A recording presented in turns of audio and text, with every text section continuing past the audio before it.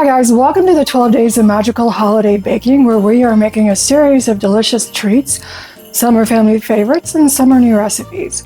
Today is going to be a new recipe and it's going to be a little bit challenging, and I'm going to change it up a little bit, so we'll see if it works. It could be a complete flop. It'll taste good, it's just whether the form holds together. So let me show you what we're making. We're going to be working from the Delish magazine, and we're baking a baklava cheesecake. Now, this looks lovely, and if I had a small group of people that this was going to be for, this would be great. But I want to have smaller bites for a much larger group of people. So instead of using a 9-inch spring form pan, I'm going to go ahead and use a 13 by 9, and hopefully it will work. I'd like to welcome you to my backyard Kentucky homestead. My name is Kim. Let me show you what we need for this recipe, and let's see if it works. I hope so, please. So what we need for this recipe, and it's going to take several different stages, because we have to make the crust, we have to bake the crust, and then we have to make the filling and then bake it again. Then we need to chill it in the refrigerator for quite a while. Here's what we need for this recipe. We need a cup of walnuts. The recipe calls for 1 cup of pistachios, but because of an allergy to pistachios, we're going to substitute roasted almonds, which I just roasted this morning. We need cinnamon. We need honey. We also need some kosher salt. I'm using pink Himalayan. We'll need some butter, phyllo dough, 3 packages of room temperature cream cheese, a 1/4 cup of pistachio paste. I made homemade almond butter, again because of nut allergies. Concerned with cashew and pistachio contamination in Nutella or other types of commercially made, so made our own almond butter. That was a challenge, but it was delicious, very well worth it. We need a 1/4 cup of room temperature sour cream, 3 eggs also at room temperature, and then we will need some all-purpose flour and the zest and juice of an orange. So let me clear this off, and then we will get started on the crust. In the food processor, I have put 1 cup of walnuts and 1 cup of roasted almonds. We're going to add a teaspoon of ground cinnamon, and then a 1/4 cup of honey, which I have sprayed the measuring cup to help the honey come out easier, which hopefully it will. A cup of honey. Oh yeah, it came out really easy. Like, super easy. Nice trick. Okay, and we will need the honey again later because baklava has lots of honey in it. And then we need to put a 1/2 teaspoon of salt. So I'm just going to take my teaspoon and do about a 1/2. Sprinkle that in there. So the oven is heating to 350. In the food processor, we want to pulse the walnuts, the almonds, cinnamon, 1/4 cup of honey, and a 1/2 teaspoon of salt until finely chopped, about 30 seconds. Good. I'm going to go ahead and scrape the sides because it does look to be sticking. I might make sure it gets all blended.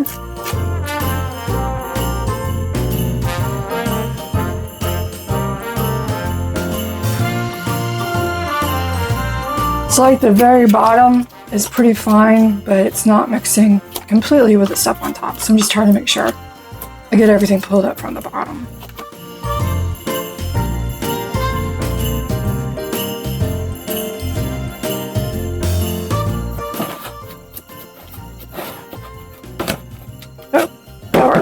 So there we go.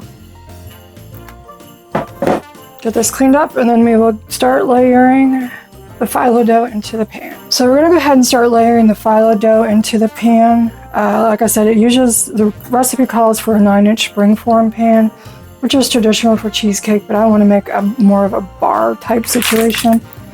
So I'm gonna use parchment paper and a 9 by 13. We got our phyllo dough here. I was sticking a 1/2 butter here that I have melted. What I'm going to do is go ahead and just drizzle some of this on here and then spread it around.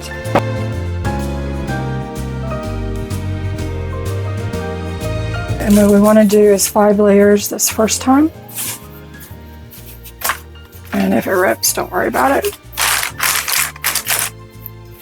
Probably what I will need to do, since my pan is a different shape, so I'm going to have to tear some of it. But we're going to put a coating of butter in between.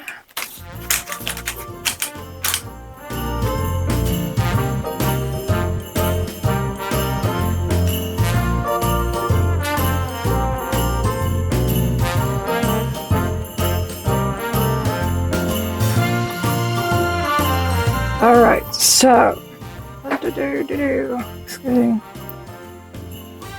top the phyllo dough with about half of this mixture.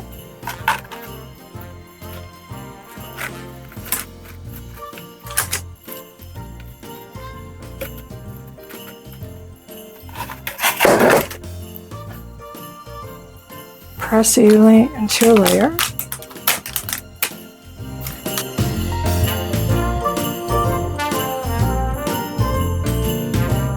Okay, so we're going to do the same thing. We're going to put 5 layers on with a brushing of butter in between each one.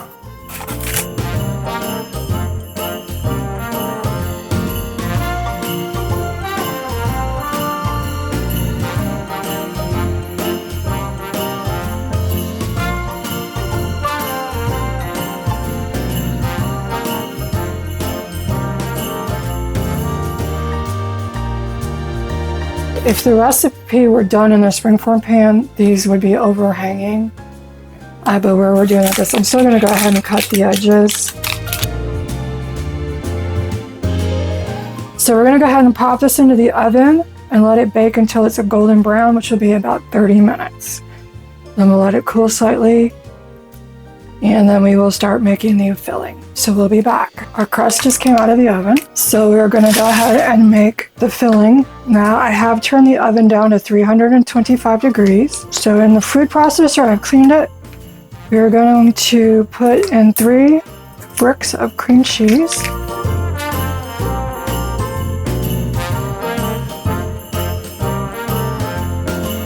To this, we have 3 bricks of cream cheese.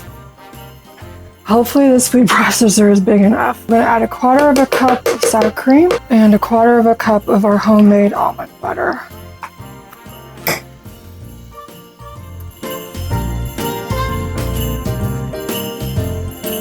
And 1/2 cup of honey. So about 1/2 cup. Should do it.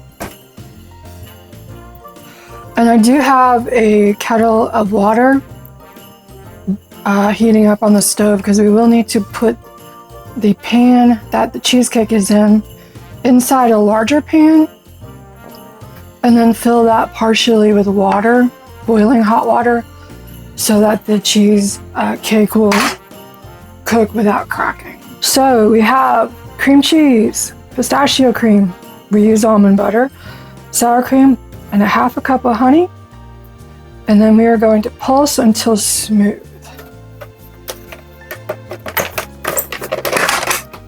Cross your fingers.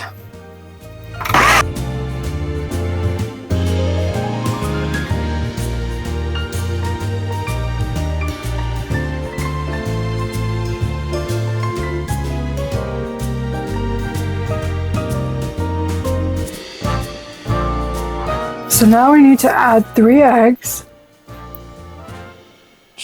One at a time. Add eggs one at a time, pulsing after each addition. And then we'll add our flour, orange zest, and 1/4 teaspoon of salt. My eggs.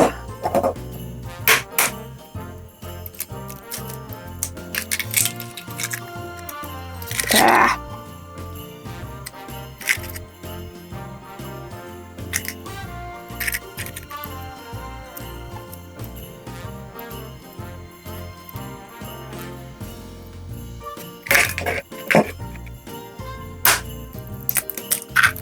Alright, got worried about the shell and forgot to mix the 1 egg before I added the next egg. So we're just going to take that out.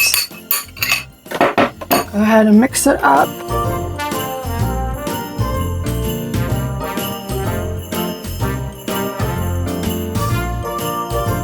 So I went ahead and zested the orange already.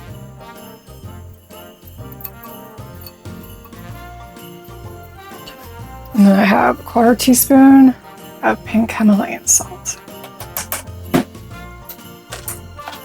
Okay. So then we need 2 tablespoons of flour.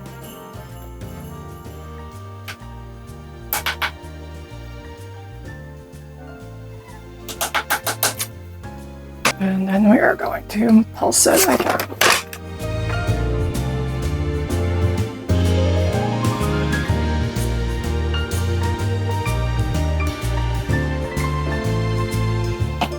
the orange that I zested, I went ahead and squeezed the orange juice or the juice out of. We're gonna go ahead and mix this with 1/4 cup of honey. And this is the measuring spoon, or this is the measuring cup I used earlier for the honey. Gonna go ahead and mix this up. And then we're gonna put this into the microwave for about 2 minutes to warm up. And what we're wanting to make is a syrup out of it. So we'll get this in the microwave for about 2 minutes to warm up and start to thicken. Okay, so we're gonna bring back our butter. I did have to reheat it because it started to solidify. I'm going to take about 1/2 of this orange and honey mixture and pour it into the remaining butter. Okay, and then the rest of this we'll save for serving later on. So go ahead and mix this up. So now what we have in here is our butter, our honey, and our orange juice. Okay. We're going to go ahead and pour our... So what I've done, I have my 9x13 inside a bigger roaster pan, and this is the crust for the cheesecake. So we're gonna go ahead and pour this on, and I'm gonna have to judge by how much space I have, because I don't want to go over. I think it'll be fine, actually.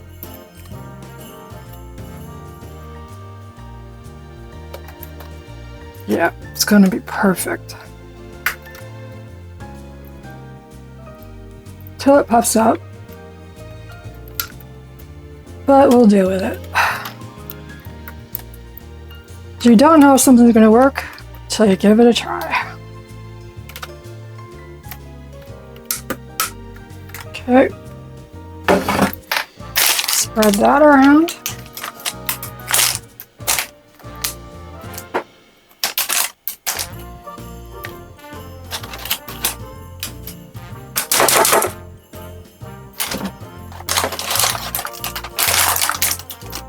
I've still got a good 3/4 of an inch to the top of the pan, so we should be fine.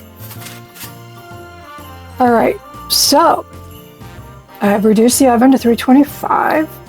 We're gonna take the remaining walnut mixture that we started with, and all but 2 tablespoons we're gonna go ahead and just sprinkle over the cheesecake filling.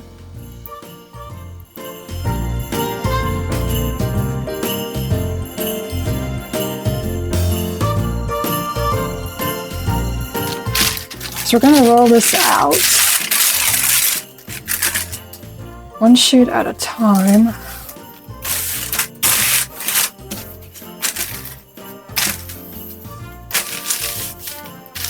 Or a piece of a sheet. And we're going to take our honey, butter, orange mixture, coat the phyllo dough.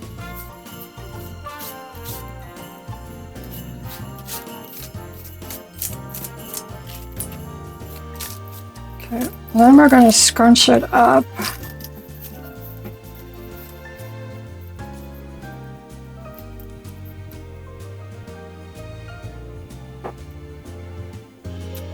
And then just add it to the top like that. It's my best guess, but the instructions aren't extremely clear. I'm not worried about it being broken up either. Just go ahead and scrunch it up.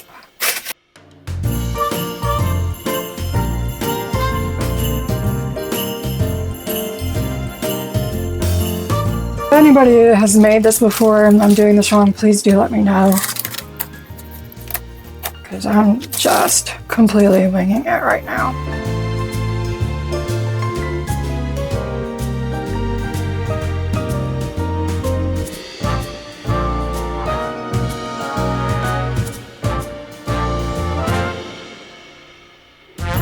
Sorry, I did not realize I had gotten so far out of frame there, but basically I just scrunched it up and put it on top as best I could.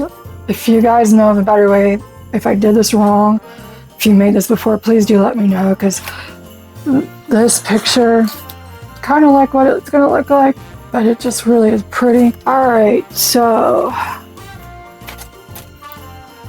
we're gonna take the last of the walnut mixture, sprinkle it over the top.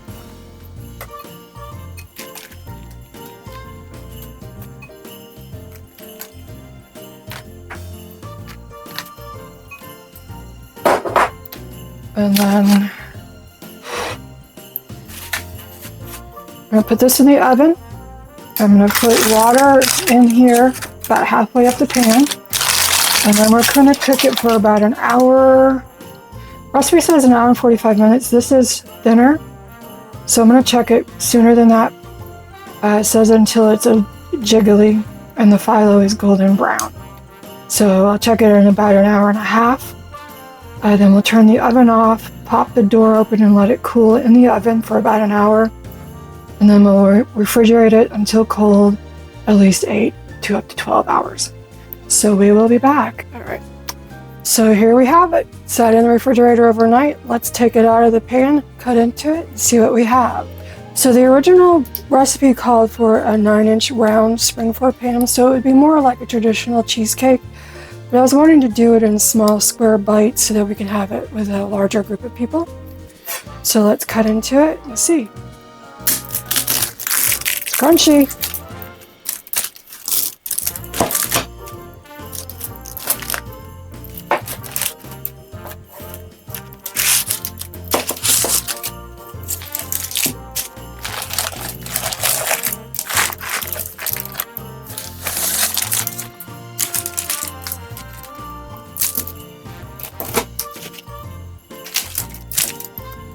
There we go, looks good.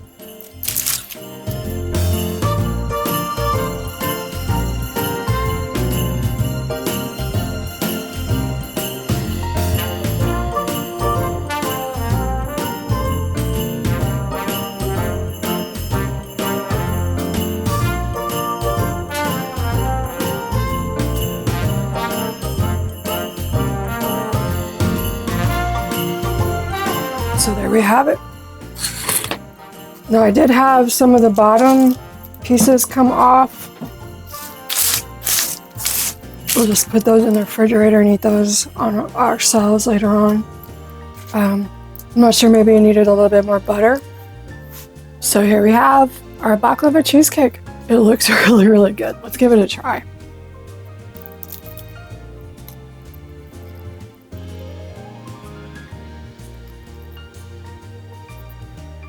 That's good. Highly recommend it. It's got the really nice cheesecake texture with the baklava nuttiness and the phyllo dough and the honey.